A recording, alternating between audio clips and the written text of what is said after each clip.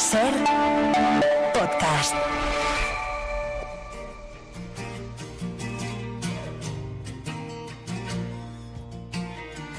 Tank is full, the switch is on, the night is warm, cops are gone, the rocket bike is all her own, it's called a hurricane. She told me once it's quite a ride, she said that there's this place inside where if you're moving you can hide, safe within the rain.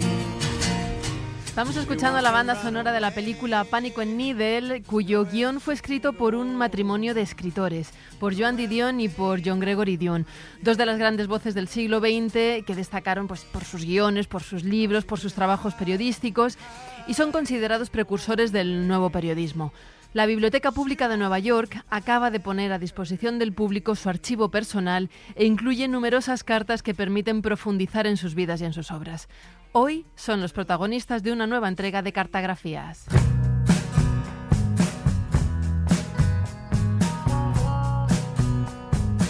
Cartagrafías. Historias por correspondencia con Laura Piñero.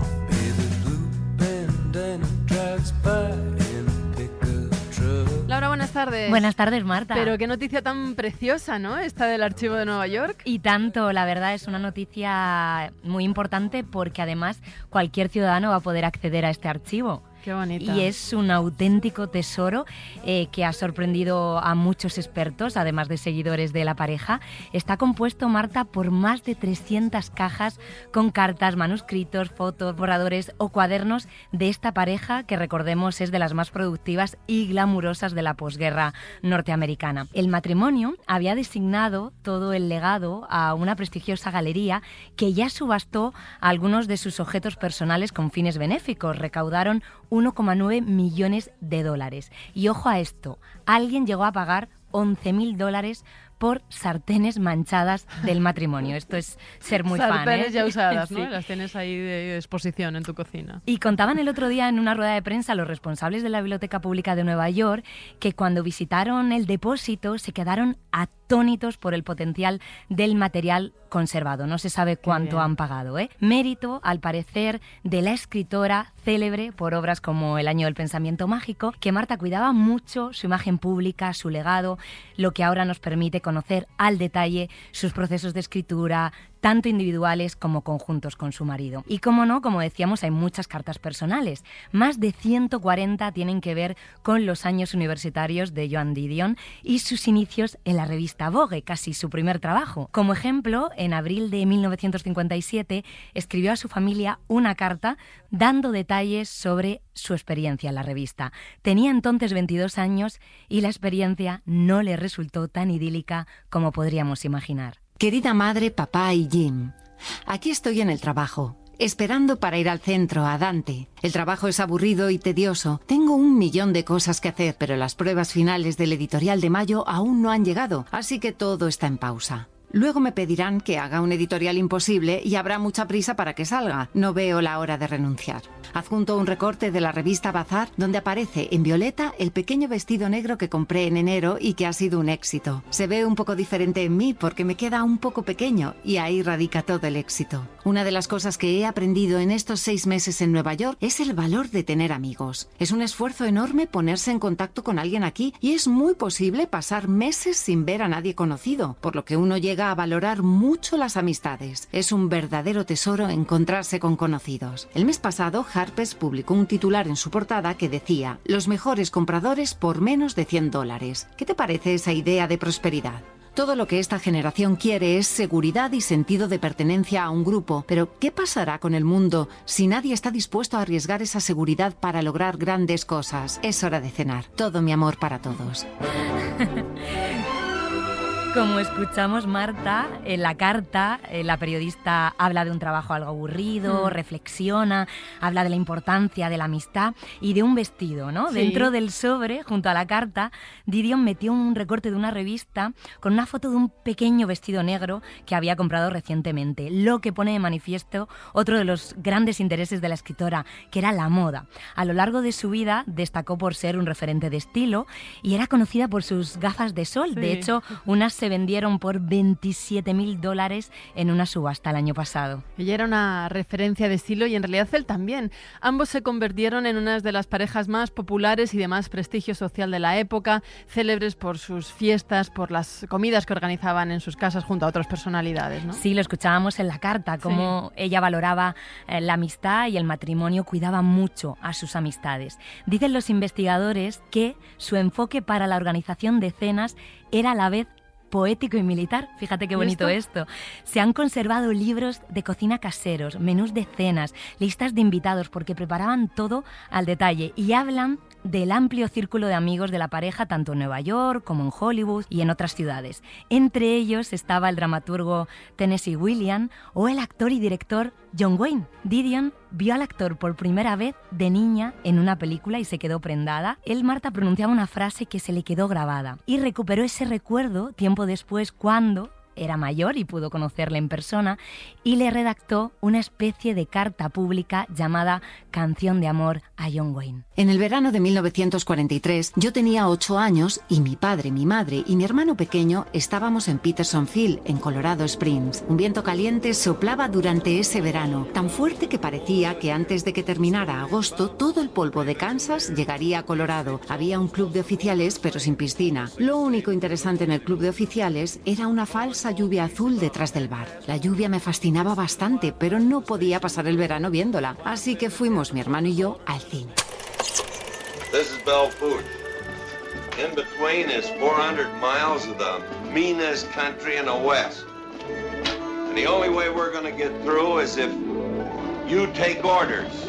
You'll get the best food in the territory, no rest, damn little sleep. Íbamos 3 o 4 tardes a la semana. Nos sentábamos en sillas plegables dentro de la cabaña oscura que servía como cine y fue allí, en aquel verano de 1943, mientras el viento caliente soplaba afuera, cuando vi por primera vez a John Wayne. Vi su andar, escuché su voz. Le oí decirle a la chica en una película llamada War of the Wildcats que le construiría una casa en la curva del río donde crecen los álamos. Resultó que no crecí siendo el tipo de mujer que es la heroína de un western, y aunque los hombres que he conocido han tenido muchas virtudes y me han llevado a vivir en muchos lugares que he llegado a amar, nunca han sido John Wayne. Y nunca me han llevado a esa curva del río donde crecen los álamos. En lo más profundo de esa parte de mi corazón donde la lluvia artificial siempre cae, esa sigue siendo la línea que espero escuchar. Qué bonito, ¿no? Dice la escritora que había conocido a hombres maravillosos, pero seguía esperando a que llegara uno que le dijera lo del personaje, ¿no? Que alguien le construyera una casa en el recodo del río donde crecen los álamos. John Wayne, como no, respondía a la escritora con una carta de agradecimiento que se conserva en esta colección de la Biblioteca de Nueva York, junto a otras que dan cuenta de la amistad que establecieron a partir de entonces.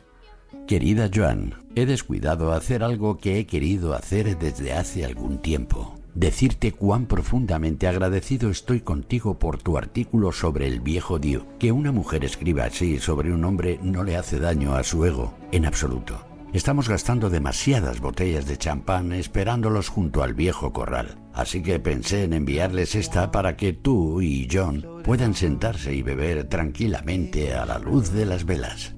Sinceramente, John Wayne. El calendario no tiene nada que ver con los sentimientos. O te enamoras o no te enamoras.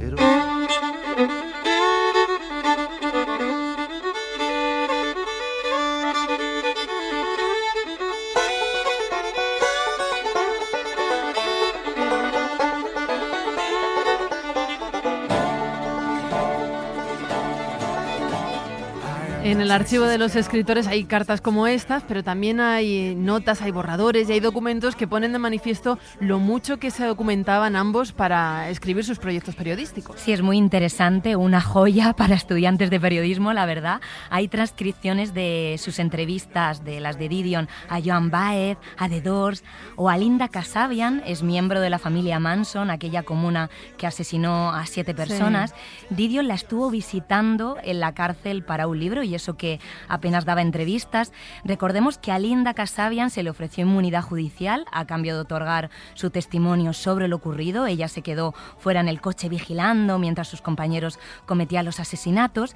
Y son impresionantes estas entrevistas y también las anotaciones de la periodista sobre el juicio conocido como los 5 de Central Park, cuando 4 jóvenes de origen afroamericano y 1 latino fueron injustamente condenados por el ataque a una mujer en 1989 y luego fueron exonerados posteriormente porque se demostró que eran acusaciones falsas. Por cierto, han sido noticia hace poquito porque Donald Trump durante las elecciones los difamó, volvió a mencionar esto como si fueran culpables y hay un proceso abierto, ¿no? Están hartos de acusaciones falsas. Y hay, Marta, material de proyectos no realizados, ¿sí? Como uno relacionado con Oriente Medio que abandonó la periodista y que ahora sería muy oportuno recuperar. Yeah. Su marido, John Gregory Dion, la Biblioteca de Nueva York ha adquirido la correspondencia que mantuvo con uno de los 2 asesinos de uno de los crímenes de odio también que más conmocionaron a la opinión pública estadounidense en los 90, que fue el asesinato de Brandon Teena. Sí, leyendo estas cartas como que vas recordando sucesos que fueron muy mediáticos pero que vamos olvidando, ¿no? Claro. Él se carteó con Nissen, condenado a cadena perpetua. El otro asesino, recordemos, fue condenado a pena de muerte. Asesinaron ambos brutalmente a Brandon, un hombre transgénero, por odio, y a 2 de sus familiares. El periodista lo contó en un artículo para el The New Yorker en 1997, que luego sirvió de inspiración para una película fantástica que es Boys Don't Cry. What were you like before all this? Wow. So you're a boy. Now what? You want the truth, don't you? I want to know. Like a long time ago. Got your mother in a whirl, 'cause she's not sure if you're a boy or a girl. Why don't you leave the lady alone? I don't want any trouble here. You gotta be kidding me.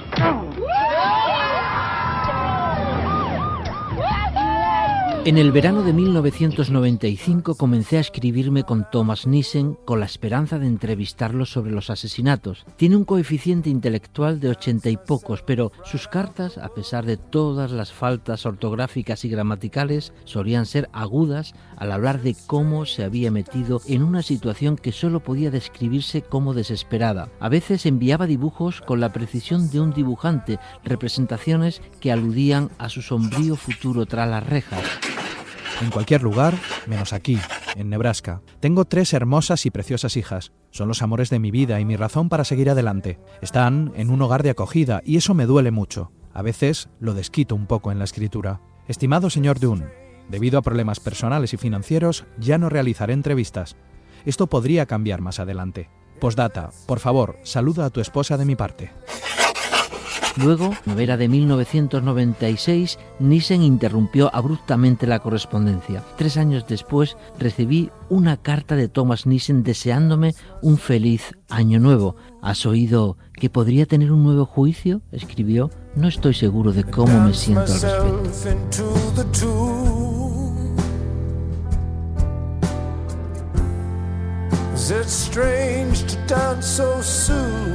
Y Marta, el archivo incluye también las cartas de condolencia que Didion recibió tras el fallecimiento repentino de su marido en 2003 y de su hija de 37 años. Y se conservan también, fíjate qué curioso esto, sus agendas que muestran detallados registros sobre su vida. Era una mujer muy organizada y sus agendas son un tesoro. Incluía anotaciones de las semanas enteras en las que no podía hacer nada por las graves migrañas que sufría. El error fisiológico llamado migraña es, en resumen, central para mi vida. Cuando tenía 15, 16 o incluso 25 años, solía pensar que podía deshacerme de este error simplemente negándolo, el carácter sobre la química. Entonces luché contra la migraña, ignoré las advertencias que me enviaba, fui a la escuela y luego a trabajar a pesar de ello. Vomité en los baños, llegué a casa a trompicones por instinto, vacié bandejas de hielo en mi cama y traté de congelar el dolor en mi sien derecha y maldije mi imaginación. Pasó mucho tiempo antes de que comenzara a pensar de manera lo suficientemente mecanicista como para aceptar la migraña como lo que era, algo con lo que viviría de la misma manera que algunas personas viven con diabetes. ¿Cuánta gente se puede sentir identificada con esto de la migraña, eh? Algunas de estas agendas, que resumen décadas de su biografía, tienen información tan reciente y tan personal que van a estar restringidas, esto sí, hasta dentro de 20 años. Pero el resto de este rico archivo, como decíamos, ya está disponible para todo el mundo simplemente con un carné de biblioteca y se puede hacer petición online por si queremos visitarlo desde España. Eso sí, para hacerlo físicamente hay que reservar cita previa porque hay un interés sin precedentes en todo este material que va a dar para mucho. De momento, Marta, ha salido ya la noticia que se va a publicar un libro llamado Apuntes para John, con anotaciones de Didion, y son los apuntes que hacía tras las sesiones con su psiquiatra y que se descubrieron en un mueble cuando falleció a los 87 años. Muestran a una periodista como nunca la habíamos visto, abierta, vulnerable y en lucha contra las emociones más intensas que vivió. I did see myself as a novelist, even though I was having trouble finishing this first novel.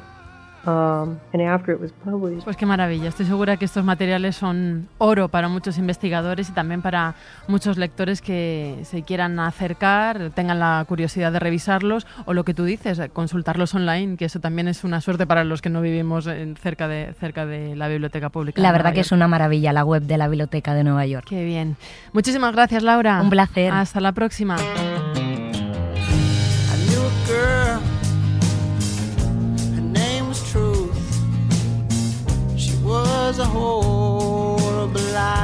Así cerramos la ventana. Volvemos a abrirla como siempre el lunes a las 4, las 3 en Canarias. Un beso muy fuerte, buen fin de semana. But you couldn't be satisfied.